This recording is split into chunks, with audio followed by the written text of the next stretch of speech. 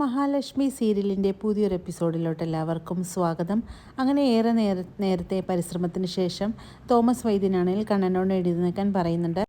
പക്ഷേ കണ്ണൻ ഒരുപാട് പാടുപെട്ട് തന്നെ എഴുന്നേൽക്കുന്നുണ്ടെങ്കിലും എഴുന്നേറ്റ് നടക്കാനെല്ലാം തോമസ് വൈദ്യൻ പറയുന്നുണ്ടെങ്കിലും അങ്ങനെയൊന്നും ചെയ്യാനായിട്ട് കണ്ണന് പറ്റുന്നില്ല. കണ്ണൻ പറയുന്നുണ്ട്, എപ്പോഴത്തെക്കാട്ടിയും ഒരു തളർച്ചയാണ് എൻ്റെ ശരീരത്തിന് തോന്നുന്നത് സാറേ എന്ന് പറയുന്നുണ്ട്.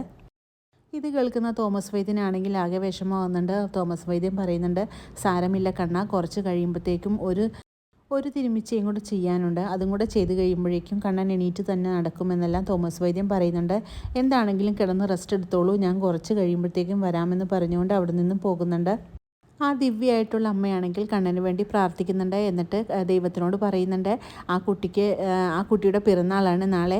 ആ കുട്ടിക്കാണെങ്കിൽ അച്ഛനെ നഷ്ടപ്പെട്ട ഒരു ദിവസം കൂടിയാണ്. അതുകൊണ്ട് ആ കുട്ടിയുടെ കാലുകളുടെ സ്വാധീനവും നീ എടുത്തല്ലോ, അത് എത്രയും പെട്ടെന്ന് തിരിച്ചു കൊടുത്ത് ആ കുട്ടിയെ അനുഗ്രഹിക്കണമെന്നെല്ലാം ദൈവത്തിനോട് പ്രാർത്ഥിക്കുന്നുണ്ട്. അമ്മ പിന്നീടാണെങ്കിൽ മഹാലക്ഷ്മിയെ കാണിക്കുന്നുണ്ട്. മഹിയാണെങ്കിൽ അങ്ങനെ പ്രാർത്ഥിച്ചിരുന്നു കൊണ്ട് തന്നെ ഉറങ്ങിപ്പോകുന്നുണ്ട്. അങ്ങനെ പെട്ടെന്ന് തന്നെ മഹി എഴുന്നേൽക്കുന്നുണ്ട് ചാടി. അയ്യോ, ഞാൻ ഉറങ്ങിപ്പോയല്ലോ, കണ്ണേട്ടൻ ഇപ്പോൾ എണീറ്റ് നടന്ന് കാണും, അങ്ങോട്ടൊന്ന് പോയി നോക്കാമെന്ന് പറഞ്ഞുകൊണ്ട് മഹിയാണെങ്കിൽ അവിടെ നിന്നും എഴുന്നേറ്റ് വാതിൽ തുറന്ന് പുറത്തേക്ക് ഇറങ്ങുന്നുണ്ട്. അതേസമയം ആ പ്രതാപൻ പറഞ്ഞു വിട്ട ഗുണ്ടകളെല്ലാം അവിടെ വന്നിട്ടുണ്ടായിരുന്നു. അങ്ങനെ മഹി പുറത്തോട്ടിറങ്ങിയത് മഹിയെ വായി പൊത്തിപ്പിടിച്ചുകൊണ്ട് തന്നെ അവിടെ നിന്നും കൊണ്ടുപോകുന്നുണ്ട്. അങ്ങനെ കണ്ണൻ്റെ അടുത്ത് എത്താൻ ശ്രമിച്ച മഹീനെയാണെങ്കിൽ അവരെല്ലാവരും കൂടെ അവിടെ നിന്ന് കടത്തിക്കളയുന്നുണ്ട്. പിന്നീട് കണ്ണനെയാണ് കാണിക്കുന്നത്. അങ്ങനെ കണ്ണനാണെങ്കിൽ പതിയെ എണീക്കാനെല്ലാം ശ്രമിച്ചുകൊണ്ട് തന്നെ അവിടെ നിന്നും ഒരുപാട് പാടുപെട്ട് തന്നെ എഴുന്നേൽക്കുന്നുണ്ട്.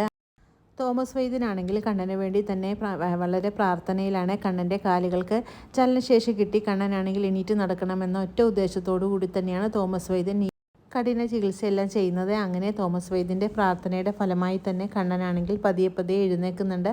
അങ്ങനെ കണ്ണൻ എഴുന്നേറ്റ് നടന്നുകൊണ്ട് തന്നെ തോമസ് വൈദ്യൻ്റെ മുറിയിലെത്തുന്നുണ്ട്. പ്രാർത്ഥനയിൽ മുഴുകിയിരിക്കുന്ന തോമസ് വൈദ്യൻ്റെ മുന്നിലോട്ട് കണ്ണൻ എത്തുന്നത് കാണുമ്പോഴേക്കും തോമസ് വൈദ്യനാണെങ്കിൽ ആകെ ഞെട്ടിത്തെറിച്ച് പോകുന്നുണ്ട്. തൻ്റെ പ്രാർത്ഥനയും തൻ്റെ ചികിത്സയും എല്ലാം ഫലിച്ചല്ലോ എന്നോർത്ത് തോമസ് വൈദ്യനാണെങ്കിൽ സന്തോഷം കൊണ്ട് കണ്ണുനീരണിയുന്നുണ്ട്. എന്നിട്ട് കണ്ണനോട് പറയുന്നുണ്ട്, മോനെ കണ്ണ, നീ എഴുന്നേറ്റല്ലോ, എൻ്റെ പ്രാർത്ഥന ഫലിച്ചല്ലോ, എനിക്കിനി വേറെ ഒന്നും വേണ്ട, എത്രയും പെട്ടെന്ന് തന്നെ മഹിയുടെ അടുത്തോട്ട് നമുക്ക് പോകണമെന്നെല്ലാം പറഞ്ഞുകൊണ്ട് കണ്ണനെയും കൂട്ടിക്കൊണ്ട് മഹിയുടെ അടുത്തോട്ട് പോകാൻ ശ്രമിക്കുന്നുണ്ട്. അപ്പോഴേക്കും കണ്ണൻ ചോദിക്കുന്നുണ്ട്, എനിക്കിനി വീൽ ചെയറിൽ ഇരിക്കേണ്ട ഒരവസ്ഥ ഒരിക്കലും ഉണ്ടാവില്ലല്ലോ തോമസ് വൈദ്യനെ എന്നൊക്കെ ചോദിക്കുന്നുണ്ട്. തനിക്കിനി ആരുടെ സഹായം കൂടാതെയും നടക്കാൻ പറ്റുമെന്നെല്ലാം തോമസ് വൈദ്യൻ ഉറപ്പ് നൽകുന്നുണ്ട്. എന്നിട്ട് അവർ രണ്ടുപേരും കൂടെ മഹിയുടെ അടുത്തോട്ട് ചെല്ലുന്നുണ്ട്. അതേസമയം ആ ഗുണ്ടകളെല്ലാം കൂടെ മഹി അവിടെ നിന്നും തട്ടിക്കൊണ്ട് പോയിട്ടുണ്ടാവും. മഹിയാണെങ്കിൽ കണ്ണൻ എഴുന്നേറ്റ് നടന്നതോ ഒന്നും അറിയാതെ ബോധമില്ലാതെ കാറിൻ്റെ ഡിക്കിൽ തന്നെ കിടക്കുന്നുണ്ടാവും. അങ്ങനെ മഹി അവിടെ നിന്നും അവരെല്ലാവരും കൂടെ കൊണ്ടുപോവുകയാണ്. ഇതൊന്നും അറിയാതെ തന്നെയാണ് തോമസ് വൈദ്യനും കണ്ണനും കൂടെ മഹിയുടെ റൂമിലോട്ട് പോകുന്നത്. അങ്ങനെ മഹിയുടെ റൂമിൻ്റെ അവിടെ എത്തുമ്പോഴത്തേക്കും കണ്ണനാണെങ്കിൽ മഹിയെ കാണുന്നില്ലാതെയാകെ ആകെ വിഷമിക്കുന്നുണ്ട്. പിന്നീട് ആ ഗുണ്ടകളെല്ലാം കൂടെ ആൾതാമസമില്ലാത്ത ഒരു സ്ഥലത്ത് എത്തിക്കുന്നുണ്ട്. അവിടെയാണെങ്കിൽ പ്രതാപനും മുത്തശ്ശിയും വരുന്നുണ്ട്.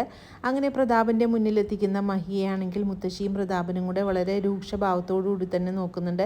അങ്ങനെ ബോധമില്ലാതെ കിടക്കുന്ന മഹിയെ പ്രതാപനാണെങ്കിൽ വെള്ളം തളിച്ചെല്ലാം എണീപ്പിക്കുന്നുണ്ട്. എന്നിട്ട് പറയുന്നുണ്ട്, ഇവളെന്നെ കാണണം, അവളെ കൊല്ലുന്നത് ആരാണെന്ന് അവൾ കണ്ടെങ്കിൽ മാത്രമേ എനിക്കൊരു സമാധാനം കിട്ടുകയുള്ളൂ എന്നെല്ലാം പറഞ്ഞുകൊണ്ട് മഹിയെ എണീപ്പിച്ച് നിർത്തുന്നുണ്ട്.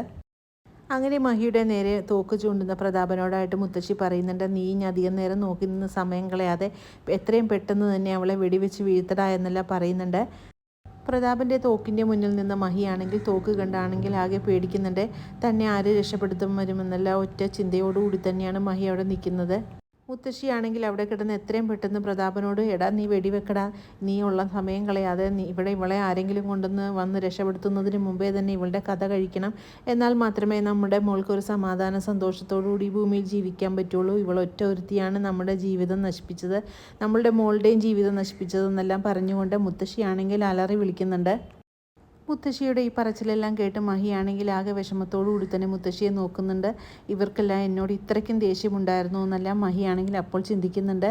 അങ്ങനെ പ്രതാപൻ്റെയും മുത്തശ്ശിയുടെയും മുന്നിൽ മഹിയാണെങ്കിൽ മരിക്കാനായിട്ട് തയ്യാറെടുക്കുന്നുണ്ട്. അപ്പോഴേക്കും മഹി പ്രതാപനോടായിട്ട് പറയുന്നുണ്ട്, എനിക്ക് എൻ്റെ കണ്ണേട്ടനെ ഒന്ന് കാണണം, അതിനുശേഷം നിങ്ങൾ എന്നെ എന്ത് ചെയ്താലും എനിക്ക് കുഴപ്പമില്ല എന്നെല്ലാം പറയുന്നുണ്ട്. അപ്പോഴേക്കും പ്രതാപൻ പറയുന്നുണ്ട്, നീ ഇനി ആരെയും കാണണ്ടടി, നീ കണ്ടിടത്തോളം മതി, അതുകൊണ്ട് നീ ഇനി ഇവിടെ നിന്ന് പൊക്കോ, അതാ ഏറ്റവും നല്ലതെന്നെല്ലാം പറഞ്ഞുകൊണ്ട് നെറ്റിയുടെ നേരെ തന്നെ തോക്ക് ചൂണ്ടി വെടിവെക്കാൻ ശ്രമിക്കുന്നുണ്ട്.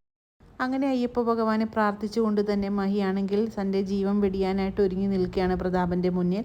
അങ്ങനെ വളരെ ത്രില്ലിംഗ് ആയിട്ടുള്ള ഒരു എപ്പിസോഡുകളാണ് ഈ വരാനിരിക്കുന്നത്. ഈ റിവ്യൂ ഇഷ്ടമാകുകയാണ് ലൈക്കും ഷെയറും സബ്സ്ക്രൈബും ചെയ്ത് സപ്പോർട്ട് ചെയ്യണേ.